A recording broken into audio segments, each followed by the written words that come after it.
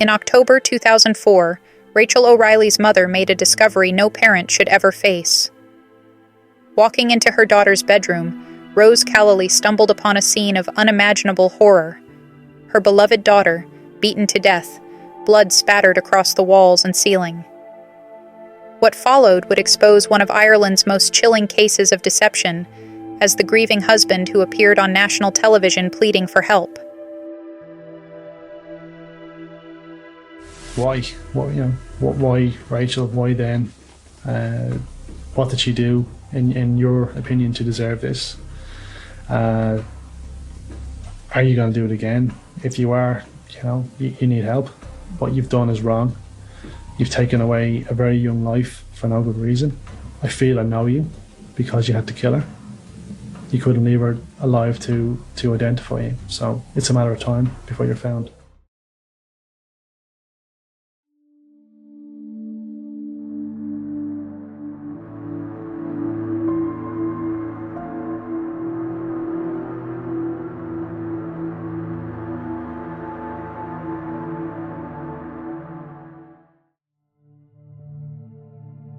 Rachel O'Reilly, born Rachel Callally on October 10, 1973, was adopted at just 8 months old by her loving parents, Rose and Jim Callally.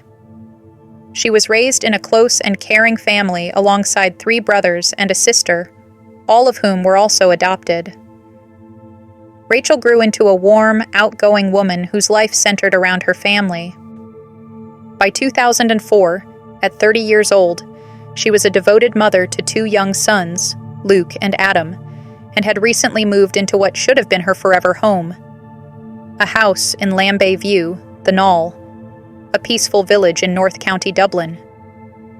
In this tight-knit community where children played safely outdoors and neighbors looked out for one another, Rachel and her husband, Joe O'Reilly, had found the perfect place to raise their family. In her late teens and early adult life, Rachel was known for her boundless energy and zest for living.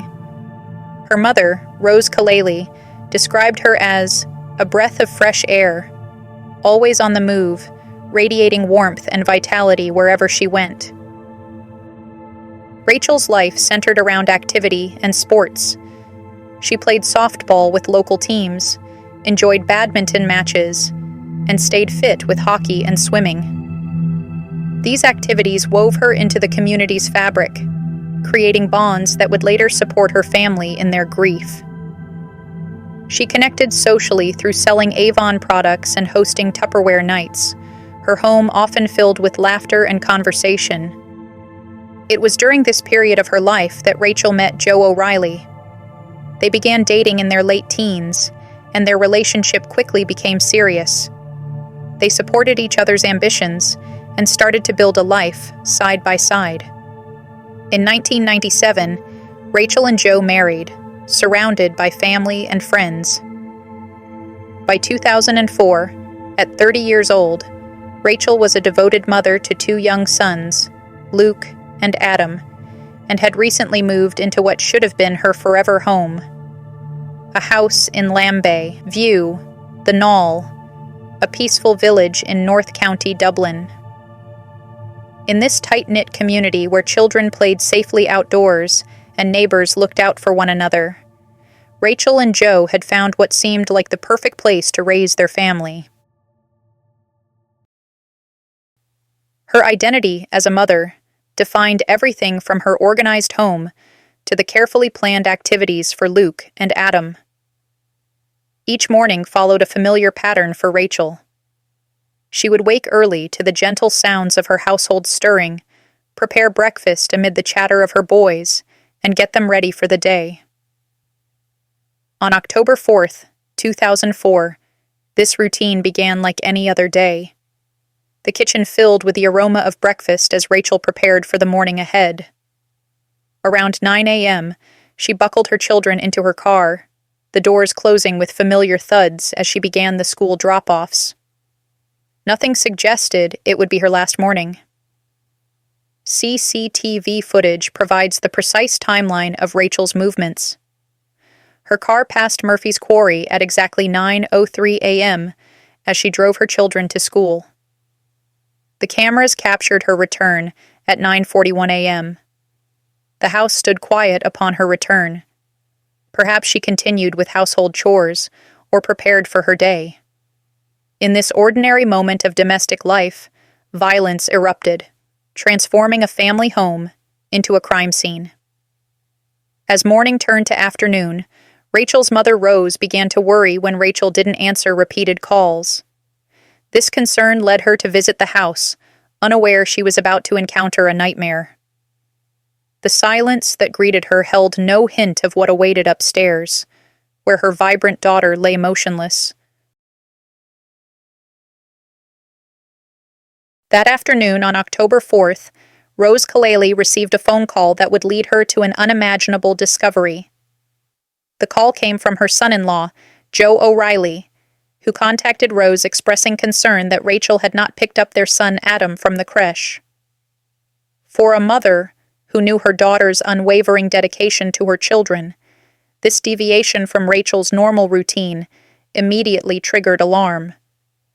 Rachel was reliable, organized, and would never forget her son. Something had to be wrong. With growing concern, Rose decided to drive to Rachel's home in the Knoll, County Dublin. The journey felt endless, her heart hammering against her ribs as each mile passed. Though she tried to comfort herself with innocent explanations. Perhaps Rachel was ill or had car trouble. A cold dread began settling in her stomach, whispering that something was terribly wrong. Upon arriving at the O'Reilly home, Rose noticed Rachel's car parked in the driveway. The sight brought a momentary flutter of relief that quickly dissolved when she approached the house and found the back door standing wide open. The house greeted her with unnatural silence. Rose called out Rachel's name, her voice echoing through the empty rooms as her throat tightened with fear. The interior of the house immediately struck Rose as wrong. Her eyes darted around the ground floor, where contents of drawers lay scattered across the floor. Rachel's videos were heaped in disarray, a jarring contrast to her daughter's meticulous nature. Each disordered item heightened Rose's sense of foreboding. Her calls for Rachel grew more urgent with each step up the stairs, her hands trembling as she gripped the banister. Nothing could have prepared Rose for what she would find when she pushed open the bedroom door. "I will never forget the sight that met my eyes," Rose would later recall. Her daughter lay on the floor, blood spattered on the walls and ceiling, extending across the hall and into the bathroom. In that horrific moment, her world collapsed as she realized her daughter had been murdered. The shock froze Rose in place, her mind unable to process the scene before her. When Rose's husband Jim arrived shortly after, his reaction matched their devastating loss. Witnesses described him roaring and shouting in grief. Together, they faced the unthinkable in their daughter's home, now transformed into a crime scene. Shortly after the murder, Joe gave an interview to the media, appealing for help in finding her killer, calling for anyone with information to come forward. Why? Why Rachel? Why then? What did she do, in your opinion, to deserve this? Are you going to do it again? If you are, you need help. What you've done is wrong. You've taken away a very young life for no good reason. I feel I know you because you had to kill her. You couldn't leave her alive to identify you. So it's a matter of time before you're found. Detective Sergeant Pat Mary, who examined the scene, was struck by the savage nature of the attack. "It's a sight I'll never forget," he stated. Rachel's injuries were stark. A gash down to her skull, hair matted with blood. The brutality suggested a pure display of hate for this woman. The viciousness led Detective Mary to conclude, "If you hate someone that much, you're going to know them." The crime scene revealed personal rage rather than random violence, suggesting Rachel likely knew her killer.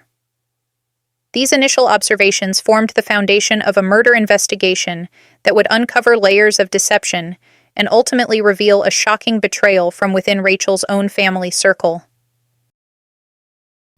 As first responders secured the O'Reilly home, they documented what appeared to be signs of a break-in.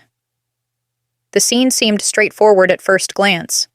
Furniture overturned, kitchen presses pulled open, possessions scattered across the floor. The disarray suggested an intruder had ransacked the house, potentially disturbing Rachel during the burglary. This initial narrative provided a simple explanation for the tragedy. Rachel had interrupted a burglar and paid with her life. Detective Sergeant Pat Mary, however, saw inconsistencies almost immediately. With years of experience investigating crime scenes, the staged quality of the scene struck him like a poorly rehearsed play where the actors hadn't fully committed to their roles. Kitchen presses containing cups and saucers had been emptied, something real burglars rarely bother with when hunting valuables. Meanwhile, the most telling evidence against the burglary theory sat in plain sight. Money remained untouched in Rachel's handbag, with additional cash visible in the utility room. The location of the attack further challenged the random burglary narrative. Rachel was found in the bedroom, the furthest room in the house, suggesting she had retreated there, potentially trying to escape her attacker. In typical home invasions, confrontations usually happen near entry points, not in remote areas of the home. This positioning indicated Rachel might have been pursued through her home, rather than surprised by a stranger at the door. The exceptional brutality of the attack pointed away from a standard burglary gone wrong. Rachel's injuries revealed an assault that Detective Mary described as a pure display of hate for this woman, an assessment that suggested personal rage rather than pragmatic violence from a startled intruder. Forensic evidence supported this theory. Rachel's defensive wounds indicated she had tried to protect herself, raising her arms to shield her face and head. These injuries told investigators she saw her attacker coming and had time to react, contradicting the scenario of a burglar catching her by surprise. The investigation further unraveled the burglary facade when Rachel's supposedly stolen possessions were discovered in a culvert near the house. A camcorder and jewelry had been discarded rather than taken to be sold, behavior entirely inconsistent with authentic thieves. The items appeared deliberately placed where they would eventually be found, another brushstroke in this staged crime scene. Equally revealing was the absence of unknown DNA evidence. Apart from expected genetic traces from family members and known visitors, investigators found no evidence of an outsider. No unknown fingerprints, no DNA traces left by a careless intruder. The forensically clean scene contradicted the physical disarray of the staged burglary. As investigators assembled these contradictions, the picture clarified.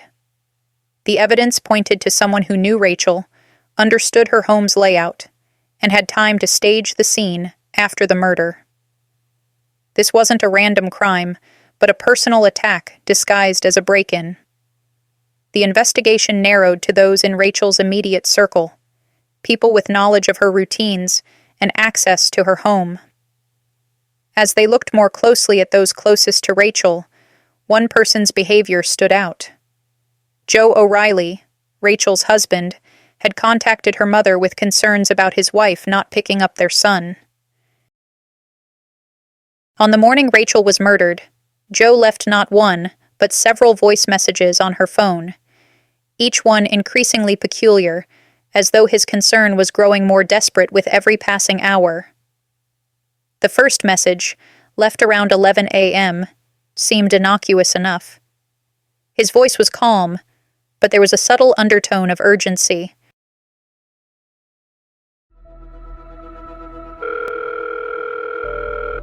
Hiya, Rach.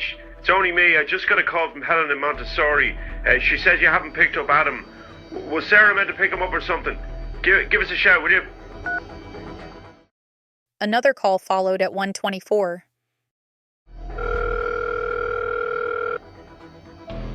Rach, this is Joe. I tried your number now I don't know how many times. You're not in Jackie's, you're not in your mother's. I'm now really, really, really worried about you. Please call me, please call. It isn't funny. This isn't like you. Following his call to Rachel's family regarding his concerns, he made a final call. Rach, it's me again. I'm just on the M50. I've spoken to your mother. She's going to pop on out. Please ring. I've been crying. You have me worried. I don't know. Please talk to me, please.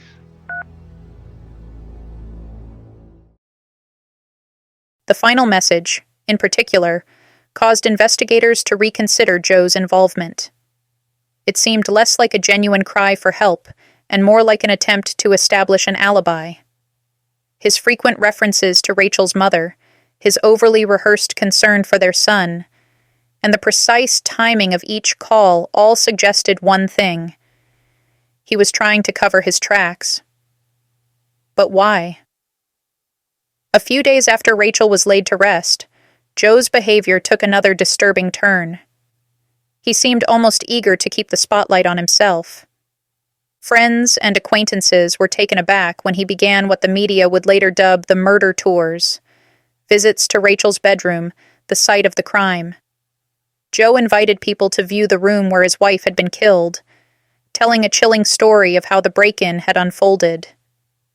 He spoke in vivid detail, recounting the staged burglary, his discovery of Rachel's body, and his frantic attempts to call for help. It felt like an odd mix of a personal tragedy and a public performance.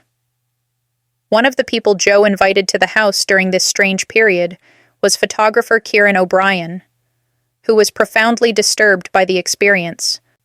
O'Brien later described how Joe showed him around the bedroom where Rachel died.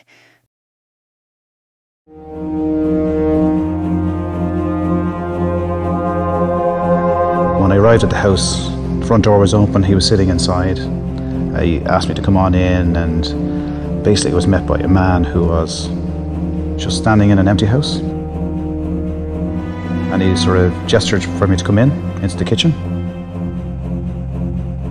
I put a kitchen chair smack bang in the middle of the kitchen, and I asked Joe to sit down, and Joe just sat, basically just like that, staring straight ahead, back straight, looking directly towards me, with a very vacant sort of expression on his face.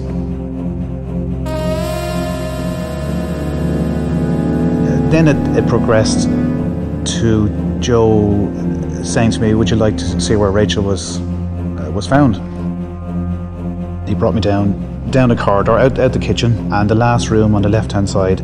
He showed me where Rachel was found, in the doorway, and the blood stains were still on the ground. Blood had seeped through the carpet. There was blood stains on the wall, and then he proceeded to sort of go through the actions that he thought the intruder would have done.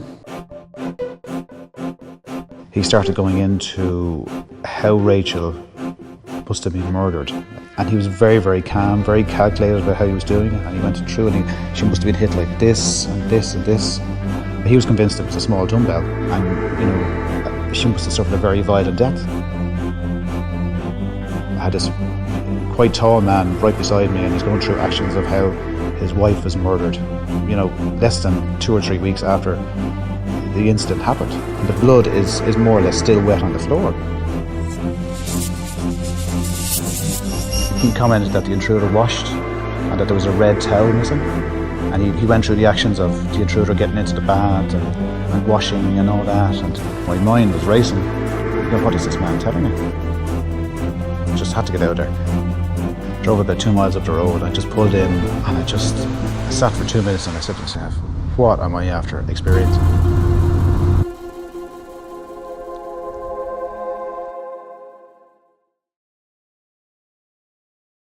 Joe's precise reenactment of the attack proved especially chilling. With clinical detachment, he demonstrated the positions and movements of both Rachel and her killer. His descriptions included specific details about Rachel's defensive actions and where fatal blows landed. Such specificity from someone supposedly absent during the murder struck many as suspicious. Unlike most grieving spouses seeking privacy, Joe actively pursued media attention through multiple interviews. On October 22, 2004, just weeks after Rachel's murder, Joe and her mother, Rose, made a highly publicized appearance on The Late Late Show, one of Ireland's most watched television programs. Despite ignoring police warnings to avoid media appearances during an active investigation, Joe pushed ahead, and even convinced Rose to join him on the broadcast. The stated aim was to appeal for information, a common tactic in unsolved murder cases. Based on the situation you both found in the house, I mean, did you get the sense that she'd been taken unawares, that this was someone that perhaps she trusted, or... Yeah, I think so. Where the murder happened was in the bedroom, which is the very last room of the house. So it's the room where you're least likely to bring someone you don't know because you're cornered. My view as well would be, and again it's just my view, it's not a police theory, it's just my own personal belief, is that she knew the person, because why else would you kill her? If it's a violent robbery, why go to the extreme of murdering the person unless they can identify you? And that's why we've talked about this and practically nothing else for the last 3 weeks. We just feel it's someone she would have known or someone she could have identified. Host Pat Kenny later remarked on the unusual body language, noting that people in mourning typically seek physical closeness and support. Joe's demeanor only deepened the unease. He maintained an eerie calm throughout the interview, speaking with a composure that felt out of step with the gravity of the situation. In one particularly jarring moment, he took a pill on air in what Kenny described as an ostentatious act, as if performing rather than grieving. His responses to questions were detached and oddly precise. When asked about the crime scene, he casually noted that nothing seemed missing, except for some towels, a detail Kenny found strangely specific for a supposedly devastated husband. In sharp contrast, Rose Callaly displayed visible anguish, rigid posture, eyes averted from Joe. Her face reflected genuine anguish mixed with barely contained anger. The emotional gulf between them was palpable, and viewers noticed. As the interview progressed, cracks began to show in Joe's carefully maintained image. His flat tone and emotionally disconnected descriptions of Rachel's murder left many with an instinctive sense that something was off. The public reaction was swift. Viewers flooded the police with calls, expressing suspicion about Joe's unsettling behavior. For investigators, the appearance marked a pivotal moment. Joe's clinical detachment, his detailed knowledge of the crime scene, and the stark contrast between his demeanor and Rose's raw grief raised serious red flags. What was intended as a public appeal for justice instead became a catalyst for deeper scrutiny, ultimately exposing the troubling truth behind Joe O'Reilly's carefully curated facade. This line of inquiry quickly uncovered discrepancies in Joe's statements about his marriage to Rachel and his relationships with others. The most significant discovery came when investigators identified Joe's affair with Nikki Pelly. What Joe had described to police as casual was actually substantial and ongoing for approximately 6 months before Rachel's murder. This revelation provided investigators with their first clear insight into a potential motive. Joe actively minimized his relationship with Nikki to everyone. To Rachel, he described Nikki merely as a lady friend. To detectives, he portrayed the affair as minor and claimed it had ended. But like a carefully constructed mask beginning to crack, Joe's true intentions were gradually exposed. As the investigation into Rachel's murder deepened, detectives began examining Joe O'Reilly's personal life more closely. Their initial suspicions, triggered by his unusual behavior following Rachel's death, led them to question whether there might be more to Joe's life than the grieving husband. The police seized laptops belonging to both Joe and Nikki, revealing their relationship's true nature. Digital communications showed plans for a future together that Joe had concealed. In one telling message, Joe had referred to Nikki as my beautiful bride-to-be, indicating his intention to marry her once free from his marriage to Rachel. During her testimony, Nikki provided critical insights into Joe's mindset, stating that Joe had told her he had effectively split from Rachel about 1.5 years prior to their meeting. This revealed his psychological detachment long before Rachel's death, showing he had emotionally moved on while maintaining the appearance of commitment. Investigators discovered a disturbing pattern of emotional abuse that Rachel had endured. She frequently worried about her appearance and whether Joe remained interested in her. This emotional abuse created an environment where Rachel likely felt increasingly isolated and dependent. Emails between Joe and his sister Anne revealed his calculated efforts to undermine Rachel as a mother. He portrayed her as unfit to parent and had even reported her to social services. These actions appeared designed to position himself for sole custody after ending the marriage. The collective evidence painted a portrait of a man desperate to escape his marriage without facing divorce complications. Joe wanted a new life with Nikki and sole custody of his children, but Rachel presented obstacles to these plans. Divorce would have meant shared custody and financial obligations restricting his freedom. Joe's late show appearance, followed by a visit to Nikki's house the same night, revealed his dual existence, maintaining both his public image as a grieving husband and his private reality pursuing a new relationship. With Joe's deception exposed, investigators now had a clear motive. Joe wanted to eliminate Rachel rather than divorce her, allowing him to start fresh while maintaining control of his children and finances. However, to prove he committed the murder, investigators needed more than motive. They needed to place Joe at the crime scene during the critical time window. The answer would come from mobile phone technology that would ultimately shatter Joe's carefully constructed alibi. From the beginning of the investigation, Joe O'Reilly maintained a consistent alibi. He claimed that on the morning of Rachel's murder, he left home earlier than usual to go to the gym before work. After his workout, he said he proceeded to his job in Finglas, approximately 31 kilometers from their home in the Knoll. According to Joe, he left home at 8:30 a.m. to drive to his workplace at a depot for a courier company. He insisted he had been at work all morning, even showing investigators CCTV footage of himself at the depot to support his claim. This alibi initially appeared credible. The distance between the depot and the O'Reilly home would have made it difficult for someone to travel between the locations during the narrow window when Rachel was killed. The CCTV footage showing Joe at work seemed to provide him with the perfect defense. He simply couldn't have been in two places at once. For a time, this alibi created a significant challenge for investigators who suspected Joe's involvement. The breakthrough came when investigators turned their attention to Joe's mobile phone records. By 2004, cell site analysis was becoming an important tool in Irish criminal investigations.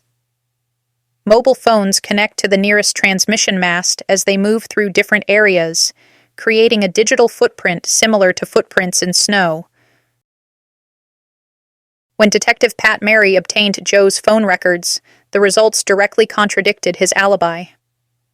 On the morning of October 4th, Joe's mobile phone connected to a cell tower near his home in the Knoll at the exact time Rachel was murdered, not to towers near his workplace.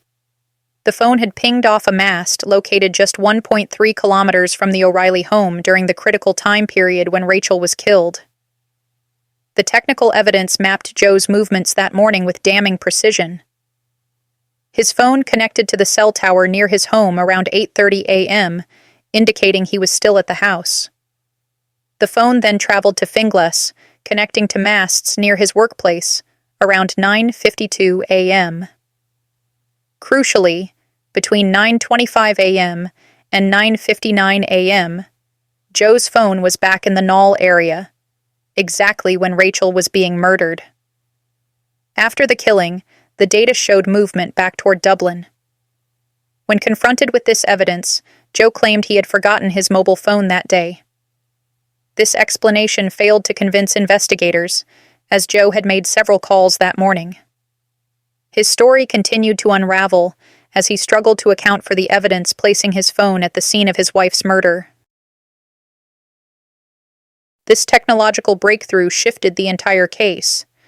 What had been circumstantial became concrete evidence that addressed the essential questions of opportunity and means, completing the picture alongside his motive established through the affair with Nikki Pelly. In July 2007, nearly 3 years after Rachel's murder, Joe O'Reilly stood trial. The prosecution built their case around the cell site evidence, demonstrating how Joe's phone had traveled between locations during the exact time frame of Rachel's murder.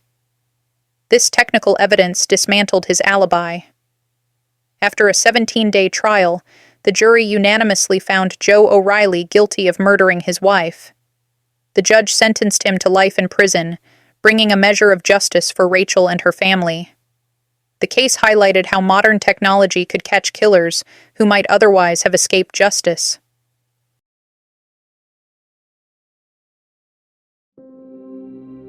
After all the family had endured, Rachel, her sister Ann Callally, remained a steadfast pillar of support for her grieving parents, Rose and Jim. In January 2008, just months after the trial concluded, Ann was diagnosed with a tumor behind her eye. She underwent treatment, and she experienced a brief remission. Tragically, the cancer returned, and on September 17, 2010, Ann passed away at the age of 31. She was laid to rest beside her beloved sister, Rachel. The loss of both daughters deeply affected the Callally family. In February 2024, Jim Callally passed away at the age of 83. He had spent the last 2 decades of his life fighting for justice, not only for Rachel, but for other victims of violent crime. He worked tirelessly to ensure that O'Reilly would remain behind bars, firmly believing a life sentence should mean life.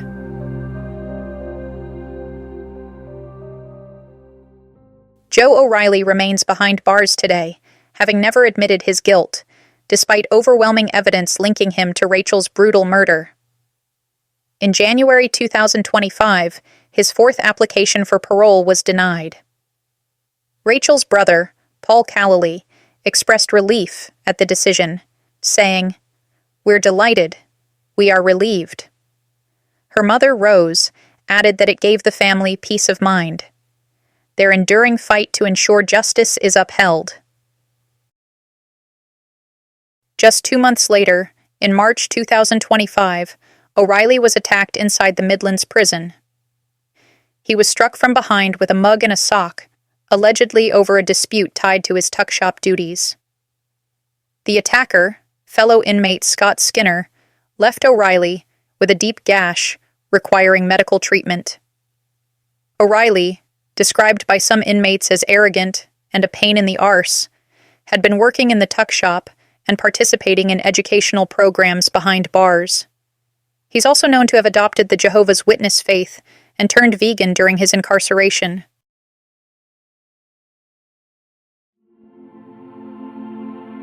I'm a great family girl. I suppose we're lucky we can look back on the good times. But all came to an end very quick. I wish I could go back. I'd give anything to be able to hold her, even just for 1 minute. And it's things like that you miss.